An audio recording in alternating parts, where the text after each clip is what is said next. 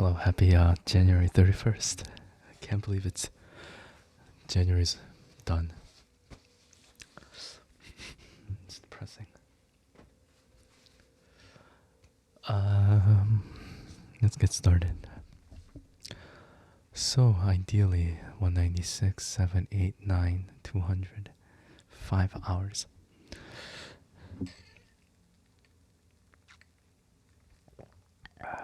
Ideally, I wanted to be up to 200. Let me see if I can actually do it. I don't. 5 hours should be doable. It just means that I have to read continuously for 5 hours, or at least a few times. I feel like if I lose track, if I lose this track, what do you say? Like a sequence. If I lose that, then it becomes more difficult. I think it's a lot easier once you're doing something continuously rather than having increments of breaks in between.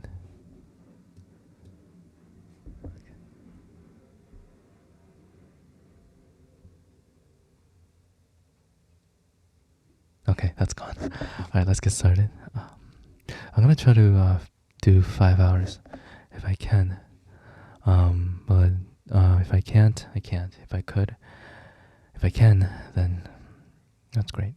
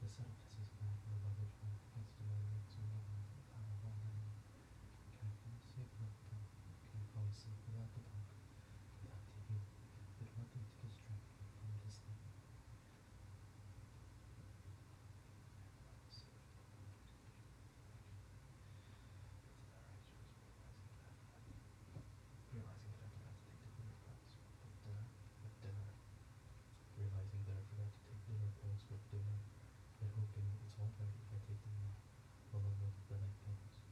I swallow 8 various capsules and tablets, put on my pajamas, get into bed, and wait. The room makes the Hello Kitty room at TBM. Love like a fucking Four Seasons. I find myself actually missing the hamster. I find myself actually missing the hamster. Craving the black beady eyes. The unrelenting squeak of his mouth. All I've got is cinder block silence.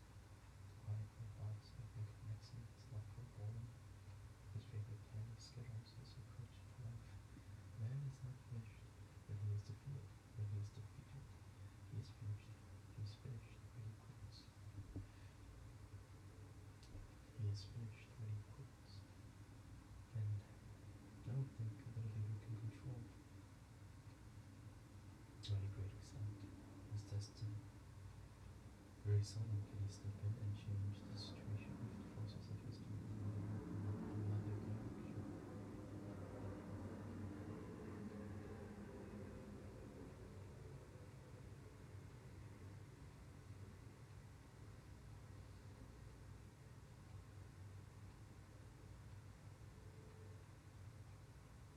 Maybe they could tougher against cooler again.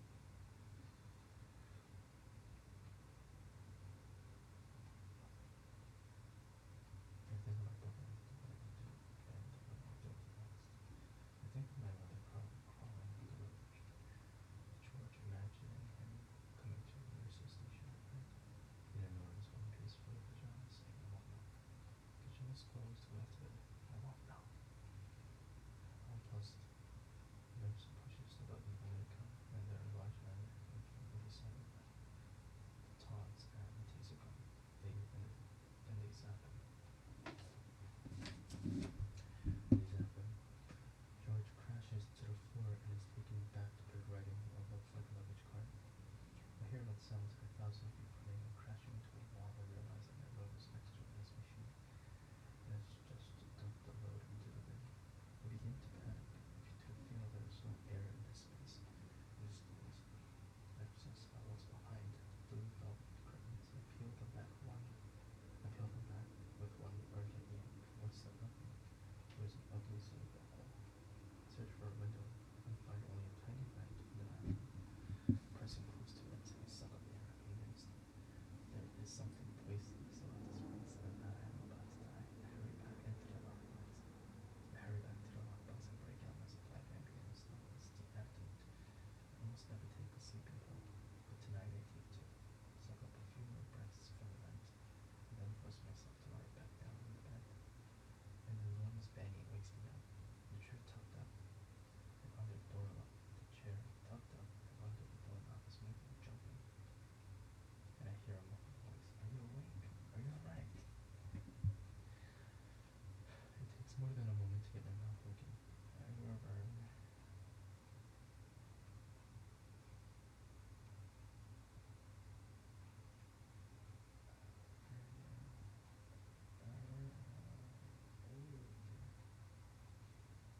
I call out and the chair stops moving. You missed breakfast. The voice sounds like it's Roosevelt. Which I think is the same I myself. Can you be ready in 20 minutes? Yeah. I take myself into the bathroom, feeling like now I know what it would be like to live 250 years and take a cold shower talking about myself, carefully enunciating my words. 20 minutes later, I am dressed, sitting on the chair that I had jammed in front of the door, eating a protein bar from the basket, and wondering what the day will bring. You scared the crap out of me, Roosevelt says. He comes knocking for the second time. I thought maybe you killed yourself. That would be too easy, I said. I couldn't sleep. I sneaked off into a giant sleeping pill. Guess it worked. How about some coffee? Please, I said. I'm given a large cup of coffee. And then Roosevelt says, you better get on with it. George is working the coach right now. And I've got something to show you.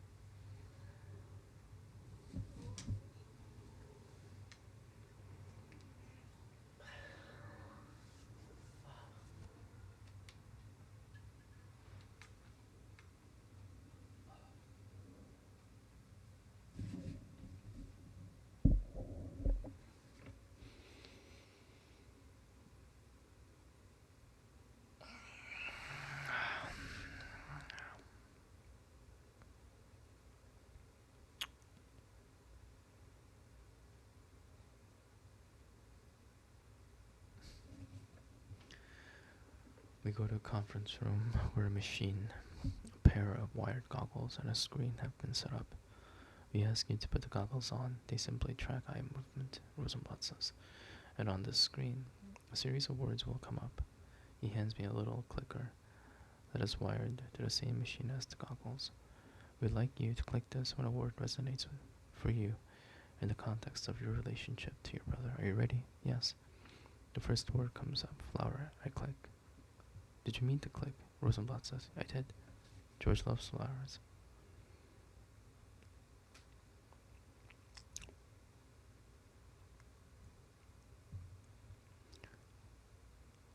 The second word, benign. No click. Sympathetic. My finger is at rest. Wrath. Click. Antagonism. Click, click. Did you mean to click twice? I don't know. Hostility. Spite. Rancor. Click, click, click. Benevolent. Trigger happy. I almost click. Gentle. I rest. Take a breath. Open-hearted. My fingers are numb from inaction.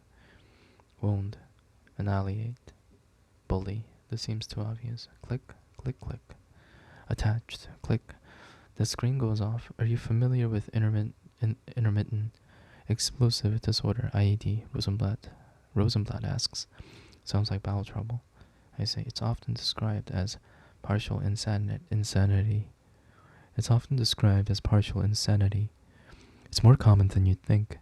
The inability to resist the aggressive impulse, extreme expression of anger, uncontrollable rage. That's what I'm thinking is at play here. Why am I waiting for him to say devil's work?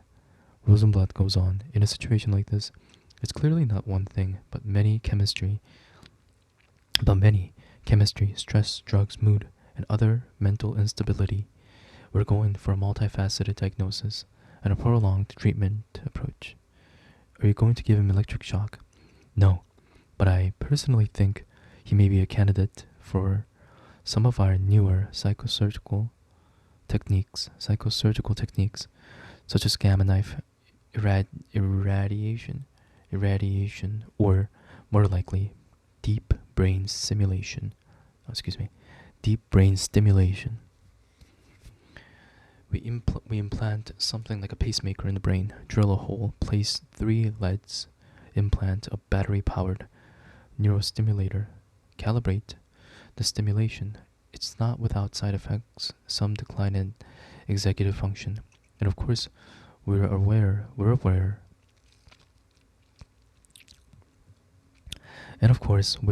of what the court might say if we present your brother as having agreed to undergo experimental brain surgery. I'm shocked by what he's saying. I thought they might have something weird up their sleeves, but the old ice pick in the melon ball had never occurred to me. So what you're saying is something akin to a lobotomy. I wouldn't call it that, but it does fall within the same rubric. And with the courts, do you think having brain surgery is a plus or a minus? It certainly says we took an aggressive approach. I'd say it's a plus. And what does George say? He doesn't know it yet. No one does. I haven't even told Gerwin. I'm doing some research, and then I'll make my case. Would you have psychosurgery? I ask, knowing I never would. In a heartbeat, he says, no pun intended. I wouldn't even mind performing it on myself. Interesting, I say. That's an understatement. Fucking crazy is what I'm thinking. Okay, so what else is in the docket? And how's Tessie? Good. She had breakfast in the kitchen and has gone out for a walk. Our plan is to have you and George do some structured play, geared toward bonding and team building. Like what? Fun stuff. I'm suspicious. George comes in from his morning session, stinking of sweat, his clothes plastered onto his body. How are you? I ask. Fantastic, he says. Glad to hear it, Gerwin says, following him into the room, carrying what looks like a cardboard treasure box. So today, I thought we'd play some games. George's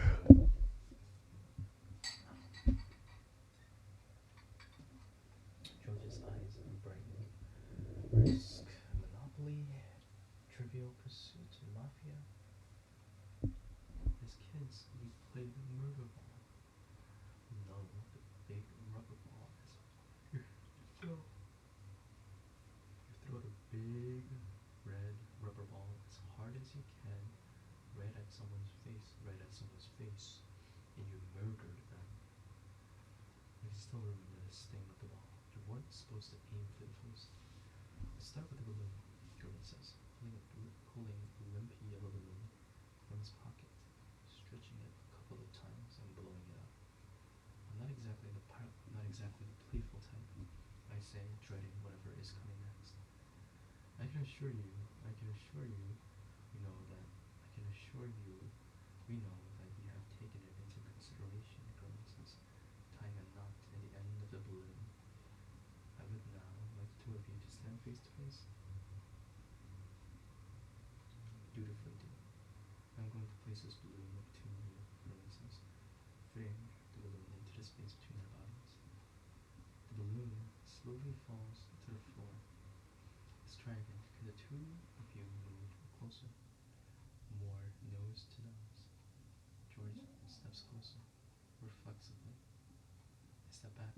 Reflexively, I step back. He's out of focus. George steps closer again, and again I step back like a dance. Ah, Gordon says. The fact is I can't see him so closely. He becomes a big blur.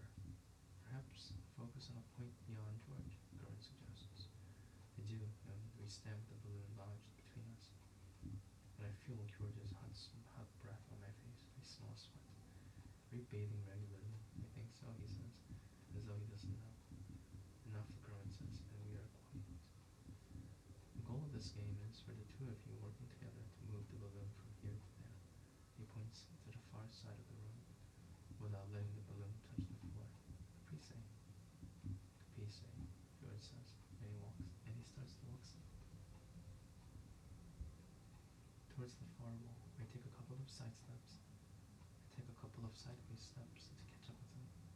The balloon slides from my sternums to our diaphragms. Should we make a plan? I asked George. Do you want to call out each step before you go? Step, step, step.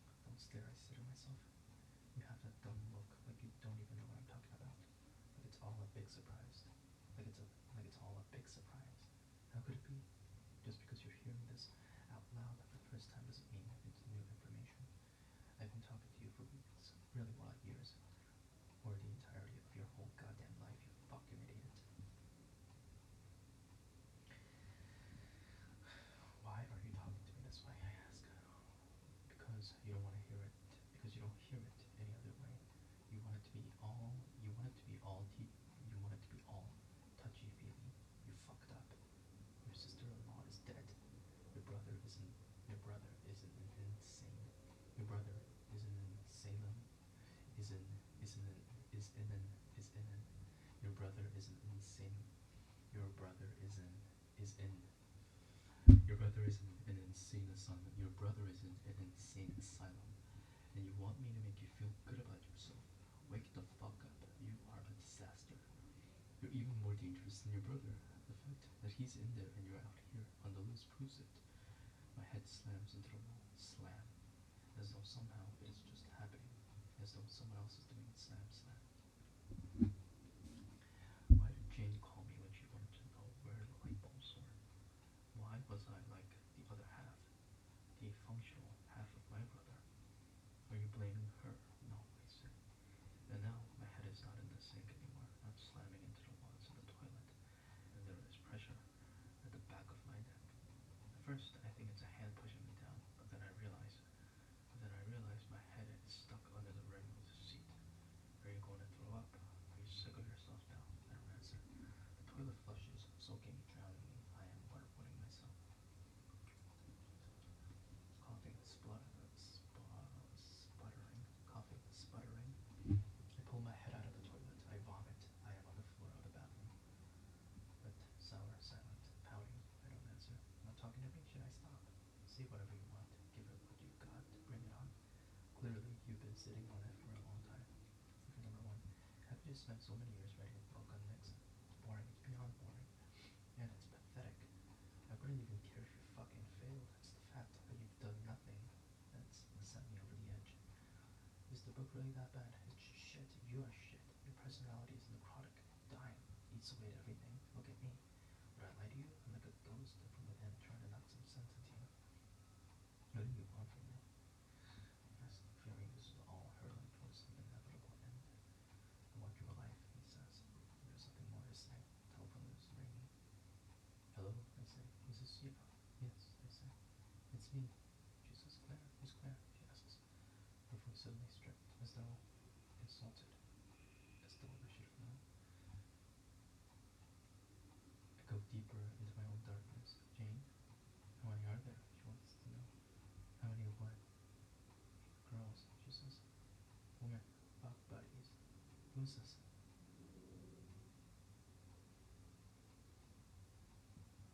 Who's this?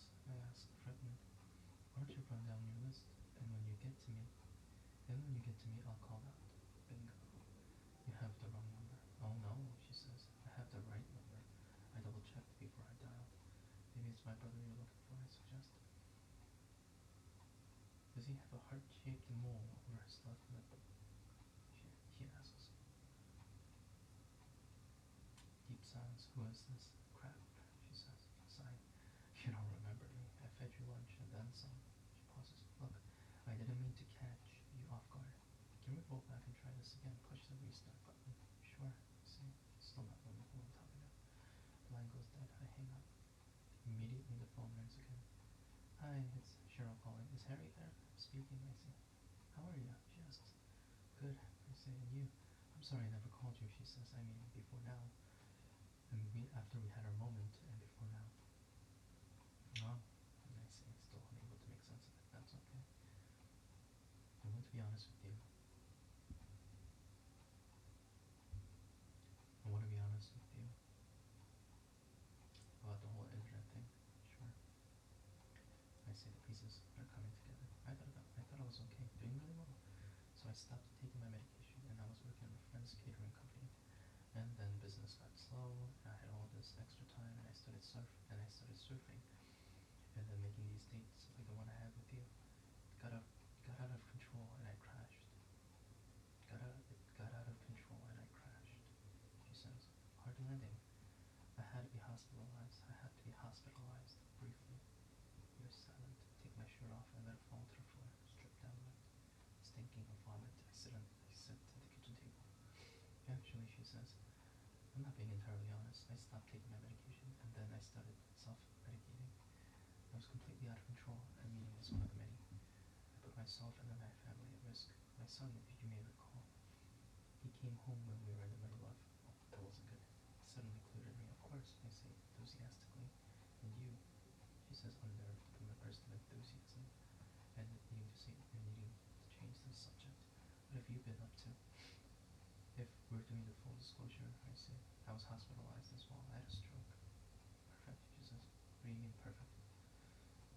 had some.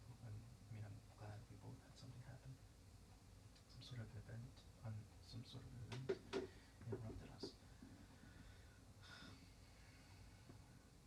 I suspect it was a Viagra, I say. I was taking too much of it. Amazing, isn't it? She says. How easily we slip right off the rails. Are you okay now? I'm fine, I say. Really good. And you? I say, looking around the room. Everything is blurry. I'm at least half blind and have no idea if it's permanent or not. You've been on my mind, she says, a lot. But I needed to wait to call you. I needed to be in better shape. I make an agreeable, if innocuous sound. Forgive me if now I've forgotten the details, but who was it you're interested in, Richard Nixon or Larry Flint? Nixon, I say. Nixon died of a stroke, and I don't know why. But when I was having mine, I kept thinking of him, feeling like I always knew we had something in common, but was never quite sure of what until that moment. It's like a psychic connection. It wasn't about belief or political philosophy, but on a human, emotional level. I think the guy got a raw deal.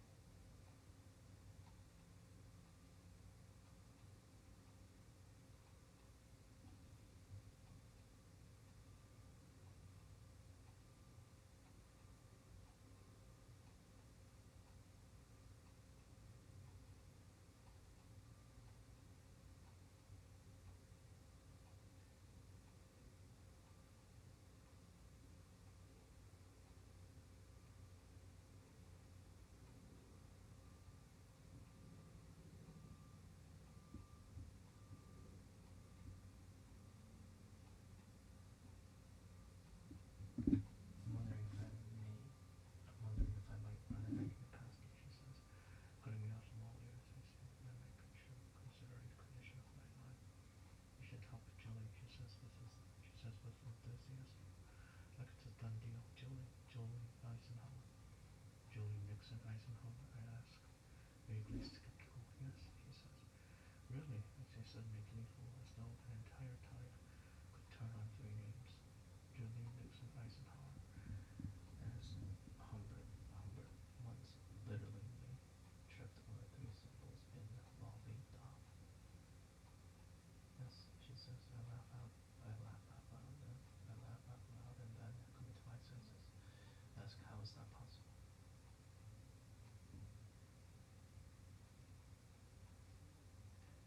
Don't ask, she says, and then pauses. Okay, full disclosure. She's my husband's cousin by marriage.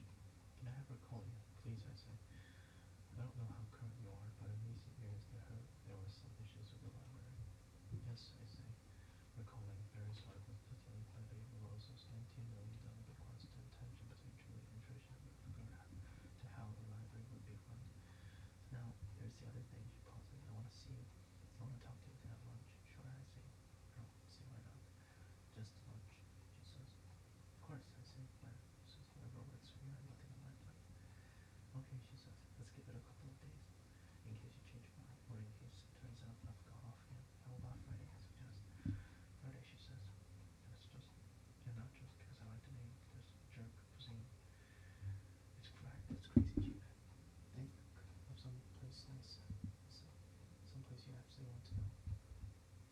Have you ever been to Clary Tavern? No, I say. Not really from around here. It's really good, she says. They make wonderful meatball pizza. I've been known to eat it in my car. I'll meet you there, she says. And I'll give Julie your number. I look forward to it, I say. She pauses. If Julie asks how we know each other, say we met at a barbecue. Fine. Any kids and sports? Don't go further. Got it. Okay then. She says, I'm glad we talked. Like I said, you've been on my mind. 38, and I say 38, and a few repeats. See them, I say coming down, crashing. I'm all at once, up and down, both extremes, simultaneously in love. It's hard to keep talking. Is it possible that a woman I don't remember holds the key to my future? I'm giddy, lightheaded. Actually, my head is pounding. I tell myself not to get too excited, not to buy into my own enthusiasm. It could all be for naught. I hold myself in check, and then I'm laughing out loud. Check. Checkers. Nixon's famous Congress medal. I play with my mental footnotes, like catalog cards. Checkers died in 1964, and is buried at the BLE Pet Cemetery, not far from where Aunt Lillian lives. Perhaps next time I'm at home visit. Maybe this is the moment to break the swift kickstart that I've been waiting for. Julie, Nixon, Eisenhower, and me. Tessie is in the bathroom licking the floor, cleaning up my mess. Good dog, I say.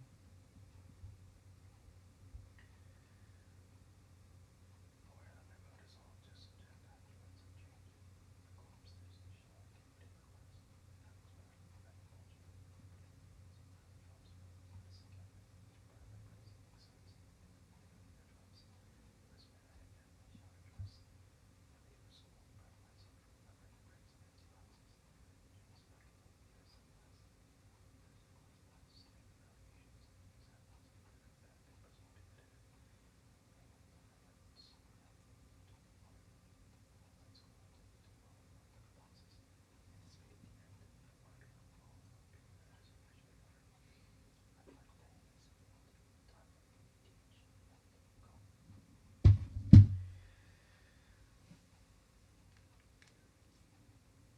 Go.